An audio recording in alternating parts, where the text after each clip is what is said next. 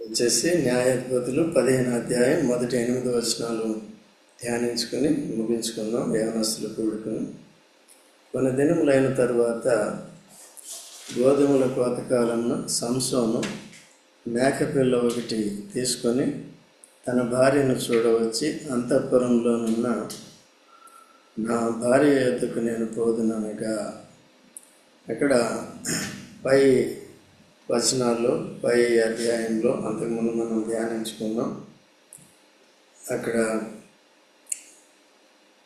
వాళ్ళు తన భార్యను తను బలవంతం చేసి ఆ విప్పుడు గద యొక్క భావాన్ని తెలుసుకొని చెప్పినప్పుడు అది సంసోనుకు అర్థమైంది. నా భార్యను ఒత్తిడి చేసి తన ద్వారా ఈ కథ భావాన్ని తెలుసుకున్నారు కాబట్టి ఇప్పుడు నేను చెప్పినట్టుగా వస్త్రాలు ఇవ్వాలి అని 30 మంది ఫిలిస్తీన్ని చంపేసి వారి దగ్గర వస్త్రాలు తీసుకుని వీళ్ళకి ఇచ్చాడు. అక్కడికి ఏం స్టార్ట్ అయింది?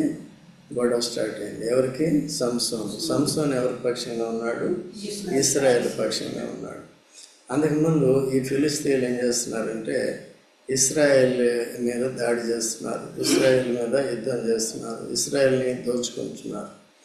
ఆ కారణం చేత కొన్ని సందర్భాల్లో దేవుడే ఇశ్రాయేలు నిర్లక్ష్యంగా ఉన్న కారణం చేత, మళ్ళీ దోషులైన కారణం చేత మరలా ఏం చేశారు? వాళ్ళు దోషులయ్యారు. దోషులైన కారణం చేత శత్రువును వాడుకుంటాడు అన్నమాట.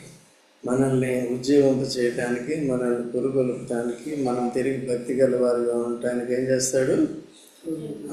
శత్రువుని పంపిస్తాడు కదా. శత్రువు కూడా దేవుడు వాడుకుంటాడు అన్నమాట. అందుకనే సాతాను కూడా పెట్టాడు. సాతాను ఎందుకు పెట్టాడు? లేకపోతే ఆదామవ్వలు ఎటువంటి వారో తెలియదు, హవ్వ ఎటువంటిదో తెలియదు కదా. ఎవరు మంచోడు? ఆదాము మంచోడా, హవ్వ మంచోడా? మంచిదా? మొట్టమొదట హవ్వ, తర్వాత ఇప్పుడు అందరు. ఏ భేదం లేదు, స్త్రీ అని లేదు, పురుషుడు లేదు, యవనరాలం లేదు, యవనస్తుడు లేదు, ముసలుడు లేడు. వీళ్ళందరూ కూడా ఎవరండి? పాపం. సో యేసుక్రీస్తు ప్రభు ఏం చేశాడు? మొట్టమొదటికి వచ్చి మానవాళి పాపాన్ని పరిహరించాడు. సిలువ వేయబడి రక్తం కార్చి మరణాన్ని జయించి కదా, సాతాను అధికారాన్ని కూలగొట్టి మన పాపాన్ని పరిహరించి వారి వశంలో నుండి మనల్ని ఏం చేశాడు? ఏర్పరచుకొని ఇశ్రాయేలు జనాంగాన్ని ఐగుప్తు నుంచి విడిపించి కనాన్లోకి తీసుకొచ్చి ప్రత్యేక జనాంగంగా ఎలా చేశాడు? భక్తి గల జనాంగంగా, నిజ దేవుని కలిగిన, సృష్టికర్తని కలిగిన జనాంగంగా, సృష్టికర్త రక్షణకర్త కూడా కలిగిన వారుగా వారు కలిగి వచ్చారు. అయితే మనం ఫిలిస్తీన్లు అంటాడు, లోకంలో ఉన్న వారిని, దేవుణ్ణి ఎరగని వారిని, దేవుళ్ళు కాని వారిని దేవుళ్ళని నమ్మేవాళ్ళం. వీటన్నిటి నుంచి కూడా మనల్ని విడిపించడానికి, మన పాప దోషం నుంచి మనల్ని తప్పించడానికి, ఆత్మను నరకం నుండి, నాశనం నుంచి రక్షించడానికి యేసుక్రీస్తు ప్రభు సిలువ వేయబడి మన పాపాన్ని పరిహరించాడు. యేసు రక్తం ద్వారా మన పాపానికి శుద్ధి, విమోచన. ఇప్పుడు మనల్ని ప్రత్యేకంగా సంఘముగా సమకూర్చాడు అన్నమాట. ఇప్పుడు ప్రస్తుతానికి మన కణ అనేది ఇది సంఘం. సంఘములో ఉండి ఏం చేయాలి? భయభక్తులు నేర్చుకుంటూ, ఇశ్రాయేలు వలె చల్లారిపోకుండా, ఇశ్రాయేలు వలె శత్రువుకు చోటు ఇవ్వకుండా, దేవునికి దూరం కాకుండా, ఎప్పుడు కూడా ప్రభువుకి దగ్గర డే ఇన్ డే అవుట్, లేచినప్పటి నుంచి కూడా ఎవరికి స్థానం ఇవ్వాలి. అందుకనే పొద్దున్న మేము లేచి మీకు కూడా చెప్తున్నాం, మెసేజ్లు పెట్టి, లేవండి అయ్యా, లేకండి, చదవండి, వాక్యం చదవండి, ఆరాధన చేయండి. లేకపోతే నిర్లక్ష్యం చేస్తే ఎవరు పట్టుకుంటారు? సాతాను పట్టుకుంటారు. ఈ లోక సంబంధమైన వాటి వైపు లాక్కుపోతారు. ఈ లోకమే, ఈ లోకంలో డబ్బు సంపాదించాలి, అది అనుభవించాలి, లేకపోతే ఏ షోకి వెళ్ళాలి, ఈ షోకి వెళ్ళాలి, ఇవన్నీ కూడా ఏం చేస్తాయి? డైవర్షన్ పాలిటిక్స్ అన్నమాట. ఎవరి? సాతాను. Diversion tactics. యేసుక్రీస్తు ప్రభు ఆత్మలో వర్ధిల్లాలనుకుంటాడు. ఆత్మలో వర్ధిల్లేది భౌతికమైన కూడా దేవుడు మనకి ఏం చేస్తాడు? ఇస్తాడు కదా. భౌతికంగా కూడా మనం సరిగా లేము అంటే అర్థమవుతుంటే, సో ముందు ఆత్మీయంగా ఫెయిల్ అవుతున్నాం అని అర్థం. భౌతికంగా ఉన్నవాడు కూడా పెద్ద నాకు ఇది ఉండాలి, అది ఉండాలి, ఉన్నదాంతో ఏం చేయాలి? తృప్తిగా. భక్తి ఇస్ ఫస్ట్. ఎప్పుడు కూడా ఇప్పుడు చూడండి, మనం పాత నిబంధన గ్రంథంలో చూసినప్పుడు దేవుడు పూర్తిగా దేవుని మీద ఆధారపడిన వారిని వారి జేబులో చెల్లి గవ్వ కూడా లేదు. They are almost empty pocketed. ఎవరండి? ఏలియా తీసుకోండి, ఆయన జేబులో ఏముంది? ఎవరు పోషించారు? ఇప్పుడు 5,000 మందికి భోజనం పెట్టాలి. యేసుప్రభు చేతిలో, యేసుప్రభు జేబులో పైసా లేదు. No penny in Jesus pocket, nor in the pockets of శిష్యులు జేబుల్లో కూడా. మరి ఎంతమందికి పెట్టారు? అయితే నీకు నాకు ఎందుకు దొరకట్లేదు?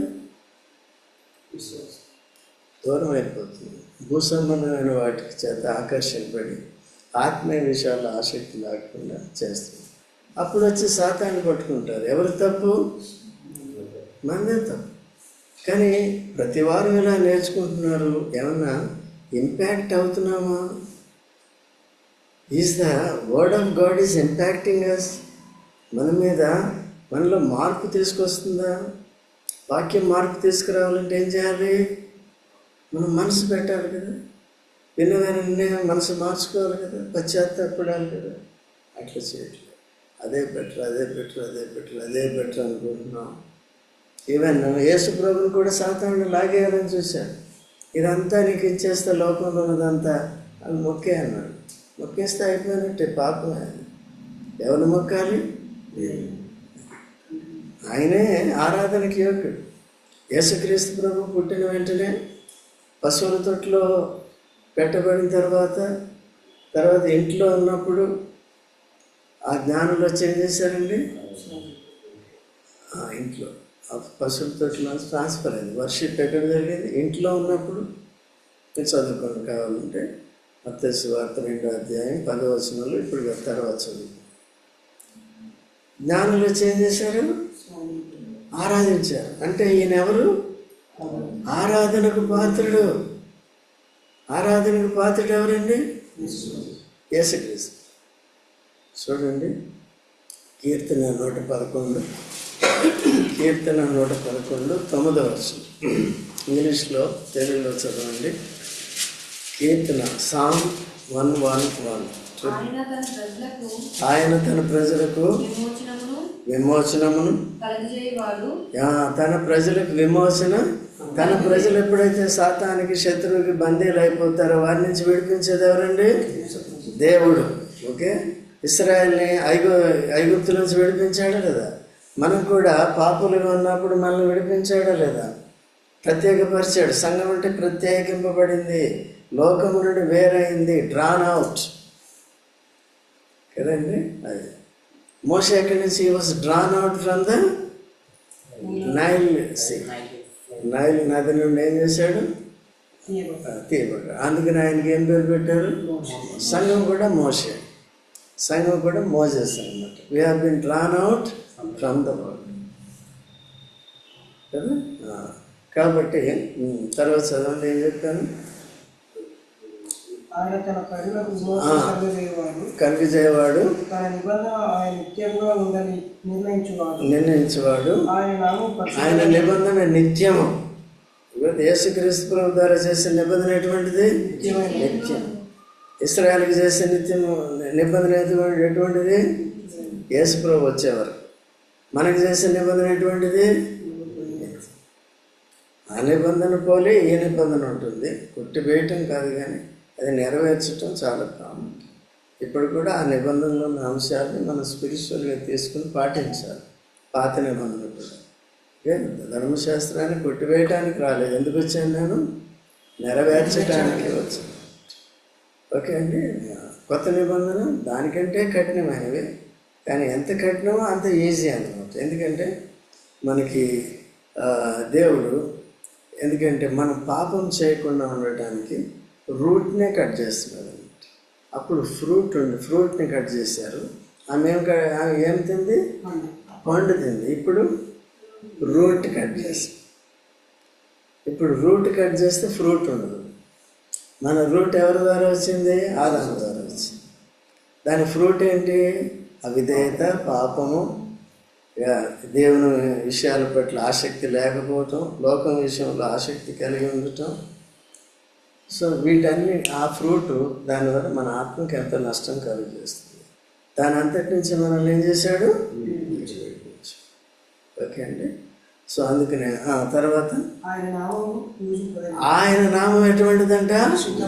పరిశుద్ధమైనది, పూజింపదగింది. ఇంగ్లీష్లో ఏముందంటే రెవరెండ్ అని ఉంటుంది. హిజ్ నేమ్ ఈజ్, ఎవరు పెట్టుకుంటున్నారు అది? మనుషులు, పాస్టర్లు. Reverend Titus. రెవరెండ్ అనే రెవరెండ్ కాదు, 62 కాదు. మనిషి ఎవరండి? దేవుడే. ఆయన పరిశుద్ధుడు, తన ప్రజల్ని విమోచించాడు. ఆయనే పూజింప, ఈయన విమోచకుడు, రక్షకుడిగా వచ్చాడని వారు పూజించారు. ఈయన పునరుద్ధానుడు అవుతాడని చెప్పారు. ఈయన ఇశ్రాయేలుకి రాజు అని చెప్పాడు. సంఘానికి శిరస్సు అధిపతి అని చెప్పారు. వారు అర్పించిన వస్తువుల ద్వారా వారి జ్ఞానము ఇమిడి ఉందన్నమాట.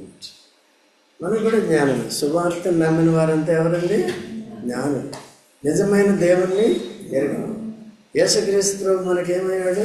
1 కొరింథీ 1:30-31 తీన వస్తుంది. 30-31 ప్రకారం నేను చెప్పేస్తాను, మీరు తర్వాత చదువుకోండి కదా. యేసుక్రీస్తు ప్రభు ఆయన యేసు ప్రభు, ఆయన అంటే యేసు ప్రభు మనకు జ్ఞానము, నీతి, పరిశుద్ధత, విమోచనము ఆయను. జ్ఞానము. ఏ జ్ఞానం ఇది? దైవికమైన జ్ఞానం. యేసయ్య ప్రభు, యేసయ్య రక్షకుడు. ఇంకెవరైనా ఉన్నారా? ఎక్కడి నుంచి వచ్చింది ఈ జ్ఞానం? యేసు ప్రభు చనిపోయి తిరిగి లేచినాడా? ఎక్కడి నుంచి వచ్చింది ఈ విశ్వాసం? యేసు ప్రభు రెండోసారి వస్తాడా? ఎక్కడి నుంచి వచ్చింది నిరీక్షణ? యేసు ప్రభుని అంగీకరించడం ద్వారా, మన పాపాలు క్షమించబడ్డ ద్వారా, మనోనేత్రం వెలిగింపబడ్డ ద్వారా లేఖనాల్ని నేర్చుకోవాలి. లేఖనమే మన విశ్వాసానికి ఆధారం. ఇది సత్య గ్రంథం. ఇది దేవుడు సత్యవంతుడు. ఆయన ఇచ్చిన మాటలు. దేవుడు ఏమేమి ఇచ్చాడు మనకి?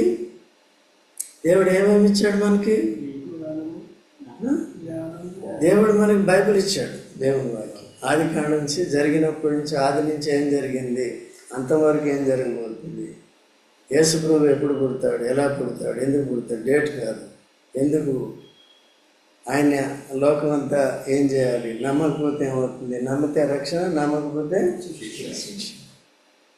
బైబిల్ ముందు. తర్వాత ఎవరిచ్చాడు? యేసు ప్రభు. ఈ వాక్యం ఏమైందంటే శరీరధారిగా మన మధ్య వహించి. అది ఎందుకు దేవుడు సృష్టి ఎట్లా సృష్టించాడు? వాక్యం. భూమి కలుగును గాక, కలిగిందే లేదా? ఆ వాక్యం ఏమైంది ఇప్పుడు? ఆ వాక్యాలన్నీ కూడా దీంట్లోనే ఉన్నాయి కదా. దేవుడు వాక్యతో, మాటతో సృష్టించిన దీంట్లోనే ఉంది కదా. ఆ వాక్యమే శరీరధారిగా. మూడవది, యేసు ప్రభు ద్వారా పరిశుద్ధాత్మ మనలో ఉండి మనకేం చేస్తున్నాడు? సర్వసత్యంలోనికి నడిపిస్తుంది. తప్పు చేసినప్పుడు కలవరపరిచి హృదయంలో అశాంతిని పెట్టి ఏం చేస్తున్నాడు? తప్పు చేసే ఒప్పుకో అని దండిస్తున్నాడు, దర్శిస్తున్నాడు, ఒప్పుకొని చేస్తున్నాడు. మీకు అట్లా జరుగుతుందో లేదు కానీ నాకు అప్పుడప్పుడు జరుగుతుంది. అట్లా చేసిన తప్పు ఎప్పుడు కూడా ఏం చేయాలి? ఒప్పుకోవాలి. ఏది చేస్తూ పోవాలో ఒప్పుకొని, లేకపోతే పడుతుంది. దరువు అంటారు. దరువు అంటే చాకరేవు. ఓకే, దరువు అంటే డబ్బు కూడా ఉంటుంది. ఇవన్నీ పడుతూ ఉంటాయి అన్నమాట. ఓకేనా? సో కాబట్టి అట్లా ఏం చేశాడంటే మనల్ని అందరినీ కూడా ఏం చేశాడు? యేసుక్రీస్తు ప్రభు ద్వారా విడిపించాడు. కాబట్టి విడిపించిన తర్వాత మనందరి ఆత్మీయ జీవితం కొరకు ఈ వరాలన్నీ కూడా, వాక్యం అనేది వరం, యేసు ప్రభు వరం, ఇంకా పరిశుద్ధాత్మ వరం, పరిశుద్ధాత్మ ద్వారా మనకి ఇచ్చిన మళ్ళీ తలాంతులు, వరాలు, దేవుని సేవ చేయటానికి, ఇవన్నీ అనేకమైనవి ఉన్నాయన్నమాట. సో కాబట్టి మనం వెంటనే జాగ్రత్త పెట్టుకుని ఫిలిస్తీయుల వంటి వారు మనల్ని ఏం చేశాడు? ఇప్పుడు ఇశ్రాయేల్ వంటి వారిగా చేశాడు. ఇశ్రాయేల్ వంటి నిర్లక్ష్యత ఉండకూడదు. ఉంటే ఏమవుతుంది? మళ్ళీ శత్రువు వచ్చి, సాతాను వచ్చి మన మీద దాడి చేస్తాడు. కానీ నువ్వు తప్పు చేసిన తర్వాత దాన్ని ఒప్పుకొని పశ్చాత్తాపడి లోబడితేనే కానీ దేవుడు మళ్ళీ విడిచిపెట్టాడు. దగ్గర దగ్గర 20 సంవత్సరాలు వాళ్ళు ఫిలిస్తీన్ల బాధలో ఉన్నారు. ఉన్నప్పుడు దేవుడు ఏం చేశాడంటే సంసోన్ని లేవని కొన్ని రోజులు వదిలేస్తాడు. నువ్వు తప్పు చేసావనుకో వదిలేస్తాడు. తప్పిపోయిన కుమారుడు లోకంలోకి వెళ్ళాడు, ఏమైనా వదిలేశాడు. ఎప్పుడు వచ్చాడు? బుద్ధి వచ్చినప్పుడు వచ్చాడు. అర్థమైందండి? బుద్ధి వచ్చినప్పుడు వచ్చాడు అన్నమాట. లోపల ఉన్నవాడికి బుద్ధి రాదు కొన్నిసార్లు. పెద్దవాడికి ఏం లేదు, బుద్ధి లేదు. పోయినవాడు వచ్చాడు తమ్ముడని బుద్ధి చేర్చుకోవచ్చు కదా. ఆ పెద్దవాడికి బుద్ధి లేదు. ఎవరికి? కయ్యానికి. ఏం చేశాడు? ఏకంగా నువ్వు చేయలేదు, నీ తమ్ముడు చేస్తే ఇంకా నీకు ఈర్ష్య, చంపేస్తావు ఏకంగా. అట్లా ఉంటాయి పరిస్థితి. అర్థమైందండి? చంపేసిన హేబేల్ ఎక్కడికి పోలేదు. ఎక్కడికి పోయాడు? దేవుని దగ్గరికి పోయాడు కదా. ఇక్కడ ఉంటే ఆదాము సంతానం, అక్కడ ఉంటే దేవుని సంతానం. ఓకే, ఏమయ్యా నీ కుమారుడు హేబేల్ లేడండి, చనిపోయాడు. ఎక్కడ చనిపోయాడంటే చనిపోవడం, వెళ్ళిపోవడం. ఎక్కడికి వెళ్ళిపోయాడు? దేవుని దగ్గర. నీ దగ్గర, నా దగ్గర ఉంటే నాది, అక్కడ ఉంటే అంతే. ఏది బెటరు? అక్కడ వెళ్ళిపోవడం బెటరా? అక్కడ విరక్తి వచ్చేసింది. ఎవరు పెంచుతారు బాబు పిల్లల్ని? అట్లా రైట్. అందుకనే భక్తి కలిగి ఉండాలి. దేవుని మీద ఆధారపడి దేవుని చేత పోషింపబడాలి. నేను చేసేస్తానంటే ఇవన్నీ డంబములు. We cannot do anything. అందుకనే దేవుని భయభక్తులు కలిగి ఉండాలి. అనుదినము దేవుని సమయం ఇవ్వాలి. ఏమాత్రం నిర్లక్ష్యంగా ఉన్నా ఎవరికి అప్పచెప్తాడు? జాగ్రత్త, శత్రువుకి అప్పచెప్తాడు. సాతాను అంటే నేరుగా ఉండవు. ఏదో బాధలు, కష్టాలు, నష్టాలు, ఆర్థిక ఇబ్బందులు, ముళ్ళ పొదలు, ఇవన్నీ కూడా వీటిలో చిక్కుకుంటాం. నేరుగా వచ్చి వాళ్ళు కొమ్మలు పెట్టుకుని వచ్చి నిన్నేం భయపెట్టు. వాడు కూడా చాలా జెంటల్గా డీల్ చేస్తాడు. ఎవరిని? చాలా మృదువుగా డీల్ చేస్తాడు. గొడవ పెట్టుకోడు. వాడు చాలా తెలివైన. మనం ఎవరు? వాడి వరలో పడిన వాళ్ళంతా, వలలో పడిన వారంతా బుద్ధి ఏంటి? అర్థమైందా? 5 బుద్ధి లేని కన్యకలు ఎక్కడ పడ్డారు? వాడి వల్ల పడ్డారు. 5 వైజ్ అండ్ అన్వైజ్, ఫూలిష్. అదండి, ఫూలిష్ అంతా ఎవరి వల్ల ఉన్నారు? సాతాను సంచిలో ఉన్నారు. వైజ్ అంతా ఎవరి వల్ల ఉన్నారు? దేవుని. ఇది సంగతి. అందుకనే వినండి, చాలా జాగ్రత్తగా ఉండండి. ఇక్కడ చూసాం మనం, కొన్ని దినములైన తర్వాత గోధుమల కాలం సమయములే సంసోను ఏం చేశాడు? మేకపిల్ల ఒకటి తీసుకుని తన భార్యను వచ్చి అంత ఎక్కడుందండి అంటే రాకుమార్తె మించి అంతఃపురంలో ఎవరుంటారు? రాజులు ఉంటారు. యేసుక్రీస్తు ప్రభు మనల్ని రక్షించి ఎక్కడికి తీసుకెళ్తాడు? అంతఃపురంలో. కీర్తన 45లో ఉంటుంది కదా. అంతఃపురంలోనే తీసుకెళ్తాడు. యేసుప్రభు ఎవరు? రాజు, రారాజు, మహారాజు ఆయనే. కాబట్టి మనం ఎవరు? ఆయన పిల్లలుగా, లేకపోతే ఆయన భార్యగా. సంఘం ఎవరు? ఆయన భార్యగా. అంతఃపురంలోనే తీసుకెళ్తాడు. అంటే రాజయోగం శాశ్వత కాలం ఉందన్నమాట. ఓకే అండి. ఈయన కూడా అంతఃపురంలోనున్న నా భార్య వద్దకు నేను పోదననుకొనగా ఆమె తండ్రి లోపలికి అతన్ని వెళ్ళనీయక, నిత్యముగా నీవు ఆమెను ద్వేషించితవనుకుని నీ స్నేహితుడికి ఆమెను ఇచ్చితిని, నీ స్నేహితునికి ఆమెను ఇచ్చితిని. ఆమె చెల్లెలు ఆమెకంటే చక్కనిది కదా, ఆమెకు ప్రతిగా ఈమె నీకుండవచ్చును, చిత్తగించమని. ఇక్కడేమైందండి? ఇప్పుడు మోసం. ఏం చేశాడు? ఈ సంసోను భార్యని వేరే ఆయనకి ఇచ్చి పెళ్లి చేసి పంపేశాడు. ఇప్పుడు ఈయన ఏం చేశాడు? నేను పెళ్లి చేసుకున్నాను, నా భార్య కొరకు ఏం చేశాడు? వచ్చేటప్పటికి ఏమైంది? లేదు. ఇంకేమన్నాడు, నీకు భయపడి ఎవరు అంతఃపురం యజమాని దానికంటే కూడా చక్కనిది చెల్లు ఉంది, ఏమని తీసుకో అంటే ఆయన చూడండి ఏం చేశాడు. అప్పుడు ఆమె అప్పుడు సంసోను నేను ఫిలిష్తీయులకు హాని చేసిన ఎడల వారి విషయంలో నేను ఇప్పుడు నిరపరాధిగా ఉందని వారితో చెప్పింది. చూసారండి, దీన్ని యాక్సెప్ట్ చేయలేదు ఎవరు. అట్లా చేయటానికి యాక్సెప్ట్, న్యాయం అంటే న్యాయమే. నేను పెళ్లి చేసుకున్నాను, నా భార్య ఇంకొకరికి ఇవ్వటానికి లేదు.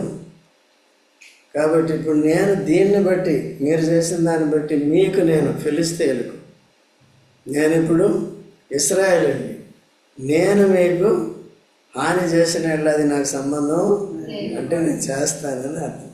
ఇక్కడ అవకాశాన్ని ఏం చేశాడు, వాడుకున్నాడు. అర్థమవుతుందండి. అందుకనే మన దేవుడు కూడా, లేకపోతే మన యేసు ప్రభు కూడా ఎవరిని శిక్షిస్తాడు, ఎవరిని సరి చేస్తాడు? తప్పు చేసినాడు. తప్పు చేస్తేనే వచ్చి పట్టుకుంటాడు అనమాట. నా స్వరక్తం ఇచ్చి నిన్ను నేను వేరు చేశాను, కొన్నాను, ప్రత్యేకించుకున్నాను. నువ్వు పోయి మళ్ళీ లోకంలో పాటలు పాడతావా?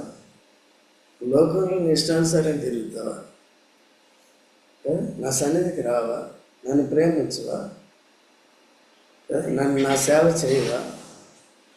చేయకపోతే మనం అవకాశం ఇచ్చినట్టు. ఎవరికండి? సాతానుకి. అది యేసు ప్రభు. నేరం చేసిన వాళ్ళంతా ఎవరి చేతిలో పడతారు? అందుకని ఏప్రిల్కి రాసిన పత్రిక 10వ అధ్యాయంలో చూడండి 31వ వచనం. ఏప్రిల్ 10:31. జీవం గల దేవుని చేతిలో ప్రభువు తన ప్రజలకు తీర్చును అనియు చెప్పువాడిని ఎరుగుదుం కదా. జీవం గల దేవుని చేతిలో పడుట భయంకరం. జీవం గల దేవుని చేతిలో పడుట భయంకరం. పోలీసు వాడు పట్టుకున్న పెద్ద కాదు, వేస్తే 2 దెబ్బలు వేస్తాడు, లోపల వేస్తాడు, భోజనం పెడతాడు, మళ్ళీ వదిలేస్తాడు.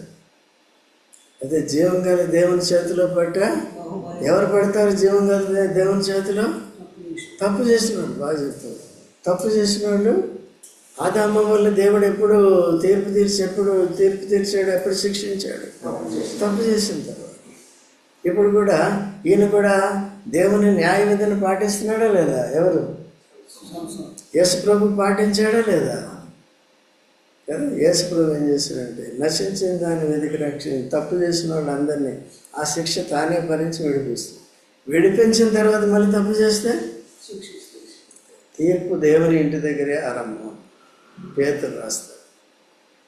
తీర్పు ఎక్కడ జరుగుతుంది? ఎందుకు జరుగుతుంది? దేవుని ఇంట్లో. దేవుని ఇంట్లో అంతా రక్షణ పొందిన వారు కదా. కానీ ఇంకేం చేస్తున్నారంటే శరీరానుసారంగా ప్రవర్తిస్తారు. దేవునికి ప్రథమ స్థానం. అర్థమైందా? ఇప్పుడు రోహిత్ ఉన్నాడు, మండే ఇంటర్వ్యూ ఉంది, వచ్చాడు కదా, రావాలి, అట్లా రావాలి కదా. కొంతమంది ఎందుకు రాలే, నాకు ఇంటర్వ్యూ ఉంది, ఎందుకు రాలే, నాకు ఎగ్జామ్ ఉంది, ఎందుకు రాలే, నాకు డ్యూటీ ఉంది. డ్యూటీ సరే, నీ డ్యూటీ నువ్వు చేసుకో, ఆటలు నువ్వు ఆడుకో, నువ్వు పాటలు పాడుకో, రేపు ఇంటర్వ్యూ ఉంది కదా. దేవుడు అనుకుంటే అవుతుంది, అనుకోకపోతే కాదు. అందుకనే మన ప్రవర్తన నేరం లేకుండా ఉండాలి. అంతేనే కదా. సో కాబట్టి నాకు ఇంత ప్రొఫిషియన్సీ ఉంది, ఇంత ఎఫిషియన్సీ ఉంది, నేను వచ్చేస్తుంది అని అనుకోవచ్చు. We should always depend upon. So మన యాక్షన్స్లో చూపించాలి. అర్థమైందండి. తర్వాత కాబట్టి ఇప్పుడు ఏమైనా వార్నింగ్ ఇచ్చాడు వాళ్ళకి? మీరు చేసిన ఈ అన్యాయాన్ని బట్టి నేను మీకు హాని చేస్తే దానికి నేను బాధ్యత. సో మనం తప్పు చేసి శిక్ష అనుభవించినప్పుడు దేవుడు దానికి బాధ్యుడు. అది జాగ్రత్తగా చూసుకుని తప్పు చేయకుండా జాగ్రత్తగా ఉండాలి. ఒకవేళ ఏదైనా తప్పు చేస్తే వెంటనే ఒప్పుకుని దాన్ని ఏం చేయాలి? విడిచిపెట్టాలి. దేవుడు అందుకనే బలను కూడా పెట్టాడు. ఏ క్షణంలో తప్పు చేస్తే ఆ క్షణంలో ఒప్పుకుని విడుదల పొంది జాగ్రత్తగా ఉండాలి. కనీసం ఆదివారం కూడా ఇది పెట్టాడు, సింబల్ పెట్టాడు. సింబాలికల్గా నేను మీ కొరకు ఇట్లా చనిపోయాను, ఇలా నా శరీరాన్ని విరగొట్టుకున్నాను, నా రక్తాన్ని కార్చాను మీ పాప క్షమాపణ కొరకు. ఏంటి ఇంకేలా జీవిస్తున్నాను? జ్ఞాపకం చేసుకోండి నా త్యాగాన్ని. దేని కొరకు చేశాను? మీ పాపం చేయడానికి చేశాను. పాపం చేయకుండా నీతిగా ఇప్పుడు చూడండి ఇట్లా. ఇప్పుడు సంసారాన్ని ఏర్పరచుకున్నది ఎందుకు దేవుడు? ఫిలిస్తీన్ల కొరకు కదా. ఇప్పుడు ఏమవుతుంది ఇక్కడ? ఎవరు నడిపిస్తున్నారు ఈయన్ని? పరిశుద్ధాత్మ. ఆ శక్తి ఇచ్చింది ఎవరు? ఇప్పుడు దాకా బాగానే నడుచుకుంటున్నాడు. ఏమంటున్నాడు?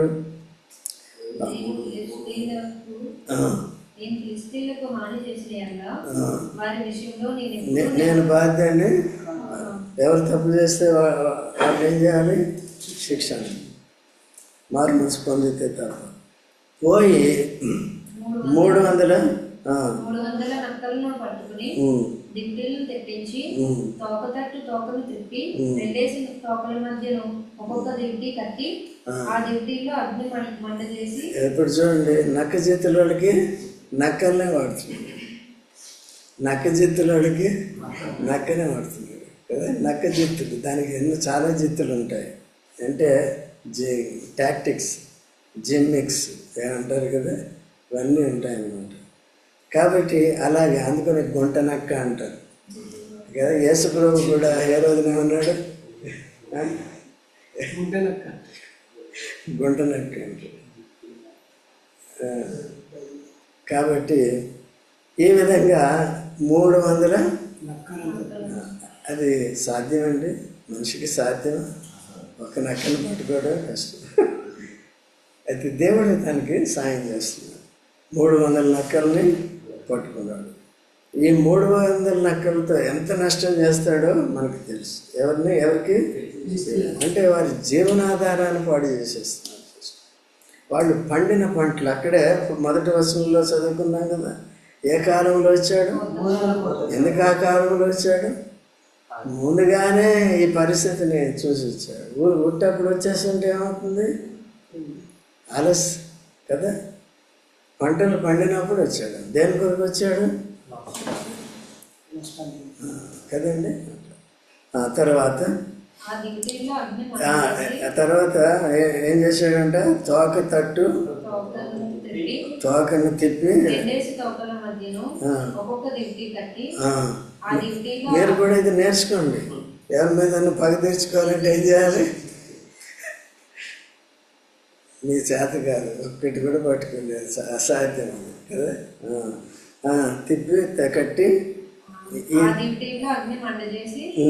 ఫిలిష్తీయుల గోధుమ చేనులోకి వాటిని పోనిచ్చి పనల కుప్పలను, పైరును, ద్రాక్ష తోటలను, లివర్ తోటలను తగలబెట్టారు.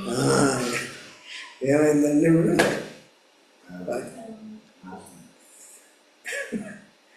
అంతేనా? నవ్వొస్తుంది. తగలబెట్టానంటే మొత్తం అంతా ఏం చేశాడు? పాపం పండించుకున్నారు. ఈయనకేం చేశారు? అన్యాయం చేశారు. తన భార్యను ఏం చేశారు? వేరే వాడికి. అదే కాబట్టి తగలబెట్టను. తర్వాత ఏమైంది? ఇది ఎవరు చేసినని చెప్పుకొనుచు తిమ్నాయుని అల్లుడైన సంసోను భార్యను ఆమె తండ్రి తీసుకుని అతని స్నేహితుని తెచ్చిన కనుక అతడే చేసి ఉండేనని. ఇప్పుడు చూసారు, లోకంలో వాళ్ళందరికీ తెలిసిపోయింది. ఎవరి పొలాలు అయితే కాలిపోయినా వీళ్ళందరికీ తెలిసిపోయింది. ఎవరు చేశారు ఇది? సంసోను అంటే అల్లుడు, ఫిలిస్తీయుల అల్లుడు. ఫిలిస్తీయుల అల్లుడు సంసోను ఏం చేశాడు? అక్కడ రీజన్ కూడా ఉంది. తన భార్యని వేరే వాడికి పెళ్లి చేసిన కారణం చేత చేశాడని చెప్పాడు. కాబట్టి ఫిలిస్తీయులు ఆమెను, ఆమె తండ్రిని ఏం చేశారండి? ఫస్ట్ ఎవరిని కాల్చేశారు? ఆమెను,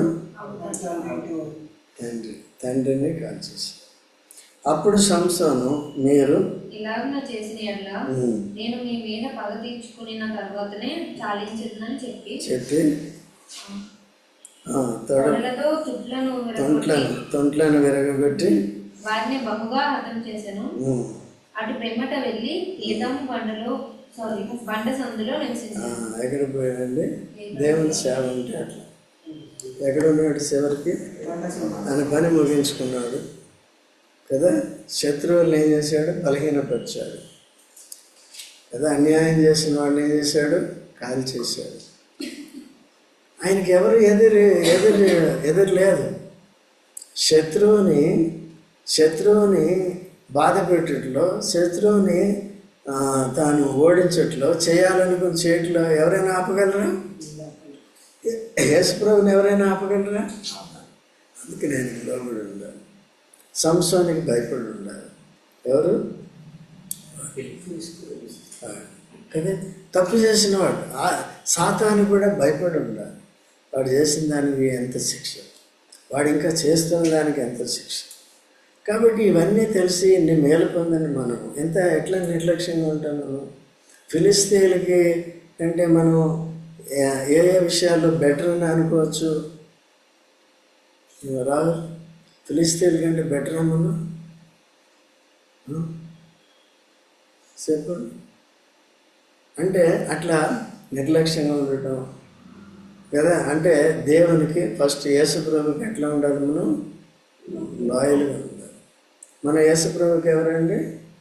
భార్య, ప్రదానం చేయబడ్డాం. కానీ ఎక్కడికి వెళ్ళిపోయాము మనం? ఇంకొకళ్ళ దగ్గరికి వెళ్ళిపోయాం. ఇంకొకళ్ళు అంటే మనుషులు కాదు, ఎవరు? అప్పుడు యేసుప్రభుకి ఏం కోపం వస్తుంది? ఈ సంసారానికి వచ్చినట్టు వస్తుంది. అప్పుడు దేని పంపుతాడు? అర్థమైందండి? ఇలాంటి వచ్చి మనంతా నష్టం చేస్తాం. ఓకే, అందుకనే యేసుప్రభు యొక్క ఆకారం మన చుట్టూ. యోబు జీవితంలో యోబు ఎంత ఆస్తి ఉంది? ఎవరు ప్రాకారం ఉంది? అయితే శోధించడానికి సాతానుడు వెళ్ళాడు. వాడు గుంటనక్క కదా, వెళ్ళి మంచిగా ఉన్నవాడిని పాడు చేయడానికి వెళ్ళి చేశాడు. అంత భౌతికమైంది, పోయింది. పిల్లలు కూడా పోయారు, చనిపోయారు. ఆయన యెహోవా ఇచ్చను దేవుని కనపరిచాడు. సాతాన్ని తన్నాడు, చెంప మీద కొట్టినట్టు కొట్టాడు. ఎప్పుడైతే స్తుతించాడు సాతానికి, ఎప్పుడైతే మీటింగ్కి వచ్చామో అప్పుడు సాతానికి చెంప మీద దెబ్బ కొట్టినట్టు, రాలేదప్పుడు నిన్ను కొట్టినట్టు. కొంత సువార్త అంటే రాలేవారు, ఆదివారం కూర్చుని వెళ్ళిపోవచ్చు అని వస్తారు. అట్లా లేకుండా దీన్ని సీరియస్గా తీసుకుని జాగ్రత్తగా ఉండాలి. మనం ఫిలిస్తీయులమా ఇశ్రాయేలమా? ఇశ్రాయేల్ అయితే నిర్లక్ష్యంగా ఉండటానికి వీలు లేదు. నిర్లక్ష్యంగా ఉన్న ఇశ్రాయేల్ ఇప్పుడు ఏమైంది? ఫిలిస్తీయుల బారిన పడవలసి వస్తుంది. ఆ ఫిలిస్తీయుల మీద విజయం ఇవ్వటానికి సంసోన్ని లేవనెత్తి వచ్చింది. యేసుప్రభు వచ్చి ఫిలిస్తీయుల వంటి మనల్ని విడిపించి సంఘముగా తన భార్యగా మనం ఉండాలి, తను ప్రేమించి తన ప్రథమ స్థానం ఇవ్వాలి. వేరే వాళ్ళకి, సాతానికి కానీ లోకానికి కానీ మనలో చోటు ఇవ్వకుండా ఉండాలని కోరితే మనం ఏం చేస్తున్నాము? పరీక్షించుకుందాం, చూసుకుని ఆ విధంగా సరి చేసుకుందాం, జాగ్రత్తగా ఉన్నాం, ప్రార్థన చేసుకుందాం.